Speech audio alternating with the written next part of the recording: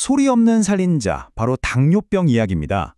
오늘 이 시간에는 의학 전문가 조영민 교수의 깊이 있는 통찰을 바탕으로 우리가 당뇨병에 대해 무엇을 알아야 하고 또 어떻게 대처해야 하는지 속 시원하게 풀어보겠습니다. 네, 오늘 우리가 함께 살펴볼 내용들인데요. 첫 번째, 우리 몸이 보내는 아주 의외의 신호들부터 시작해서 한국인 당뇨병의 비밀, 그리고 가장 희망적인 이야기, 당뇨병을 되돌릴 수 있는지까지 차근차근 따라가 보겠습니다. 보통 당뇨병 하면 목이 마르다, 소변을 자주 본다, 이런 걸 떠올리시잖아요. 근데 사실 진짜 초기에 나타나는 신호는 우리 피부에서 먼저 발견될 수 있다는 사실 알고 계셨나요? 그래서 제가 질문 하나 드려볼게요. 여러분, 혹시 뭔가 딱 꼬집어 말하긴 힘든데 내 몸에 이상한 변화가 생겼다고 느낀 적 없으세요? 예를 들어서요, 목이나 겨드랑이 피부가 거뭇거뭇해지는 거요. 내가 잘 안 씻었나? 싶어서 막대 수건으로 밀어보신 분 혹시 계신가요? 근데 이게 때가 아닐 수 있습니다. 정말 많은 분들이 이걸 그냥 넘기시는데 사실 이게 우리 몸이 보내는 아주 중요한 신호일 수 있거든요. 바로 제2형 당뇨병의 뿌리라고 할 수 있는 인슐린 저항성이 높아졌다는 직접적인 증거라는 거죠. 살과 근육이 녹아서 소변으로 나온다. 와, 정말 섬뜩한 표현 아닌가요? 이게 아주 오래전부터 당뇨병을 묘사하던 말인데요. 이게 뭘 의미하냐면요. 통제되지 않는 당뇨병의 진짜 무서운 모습을 보여주는 겁니다. 분명히 잘 먹고 있는데도 이유 없이 살이 쭉쭉 빠진다? 이건 우리 몸이 음식으로 들어온 에너지를 하나도 못 쓰고 그대로 다 흘려보내고 있다는 아주 심각한 위험 신호입니다. 그리고 또 하나, 소변에 거품이 생기는 거요. 많은 분들이 소변에 거품이 많아졌네? 당이 빠져나오나? 이렇게 오해를 하시는데요. 아닙니다. 사실 이건 당이 아니라 단백질이 빠져나오고 있다는 신호예요. 다시 말해서 우리 콩팥, 신장이 지금 너무 힘들다고 비명을 지르고 있다는 거죠. 당뇨 합병증의 경고등이 깜빡깜빡 켜진 셈입니다. 자, 여기서 이제 진짜 흥미로운 질문이 나옵니다. 서양인에 비해 비만율이 상대적으로 낮은데도 왜 유독 한국인을 포함한 동아시아인에게 당뇨병이 더 잘 생기는 걸까요? 여기에 숨겨진 미스터리를 한번 파헤쳐 보겠습니다. 바로 이겁니다. 이 표가 그 미스터리의 중요한 단서 중 하나를 딱 보여주는데요. 보세요. 비만을 진단하는 기준 자체가 서양과 우리나라가 다르죠. BMI 30 이상을 비만으로 보는 서양과 달리 우리는 25만 넘어도 비만으로 봅니다. 이게 뭘 뜻하겠어요? 단순히 기준이 깐깐한 게 아니라 애초에 체질, 즉 유전적인 요인이 엄청나게 중요하다는 걸 암시하는 겁니다. 결국 핵심은 이 두 가지의 조합이에요. 첫째, 유전적으로 우리는 인슐린을 만들어내는 췌장의 기능이 좀 약하게 태어났어요. 그런데 둘째, 환경이 급격하게 바뀐 거죠.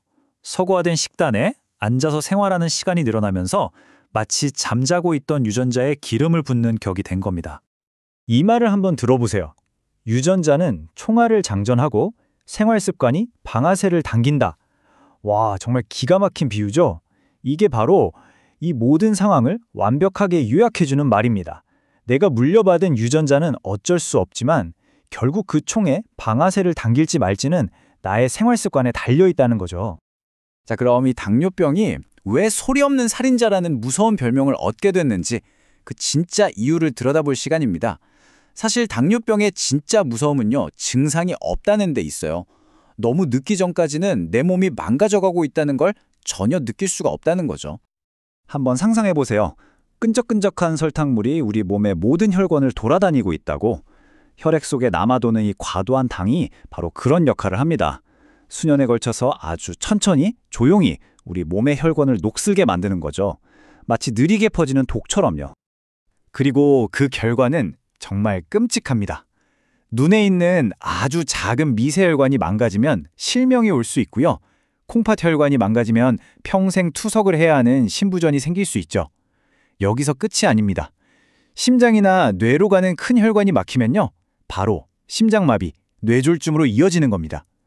당뇨병이 이 모든 치명적인 질병들의 가장 큰 원인 중 하나라는 사실 정말 무섭지 않나요? 자, 여기까지 들으시면 너무 암울하게 느껴지실 수도 있을 것 같아요. 그럼 한 번 걸리면 끝인가? 하는 생각도 드실 거고요. 그런데요, 정말 다행히도 아주 희망적인 소식이 있습니다. 획기적인 연구 결과들이 이제는 명확하게 말해주고 있어요. 정답은 아니옵니다. 되돌릴 수 있습니다. 불과 얼마 전까지만 해도 제2형 당뇨병은 한번 진단받으면 평생 약을 먹고 관리해야 하는 말 그대로 종신형 같은 병으로 여겨졌어요. 그런데 영국의 한 대규모 연구가 이 모든 통념을 완전히 뒤집어 놓았습니다. 자, 이 숫자 보이시나요? 57%. 이게 뭘 의미하냐면요. 그 연구에서 10에서 15kg 정도 체중을 감량한 참가자들 중 무려 절반이 넘는 57%가 당뇨병 약을 다 끊고도 정상 혈당을 유지했다는 겁니다. 의학적으로는 이걸 관해 상태라고 하는데요. 한마디로 당뇨병이 잠잠해진 거죠. 평생 갈 줄 알았던 병을 되돌릴 수 있다는 걸 보여준 정말 놀라운 결과입니다. 근데 여기서 더 놀라운 게 있어요. 만약 15kg 이상을 뺐다면요. 그 성공률이 무려 86%까지 치솟습니다.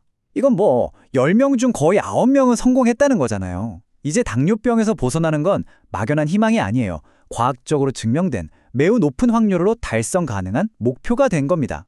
네, 그렇습니다. 핵심은 가능하다는 거예요. 그럼 이제 가장 중요한 질문이 남았죠? 어떻게? 그 해답의 시작은 바로 우리가 매일 먹는 음식을 완전히 새로운 관점으로 바라보는 데 있습니다. 자, 어떤 다이어트든 그게 체중 감량이 목적이든 당뇨 관리든 성공적인 식단은 딱 이 세 가지 기둥으로 이루어져 있습니다.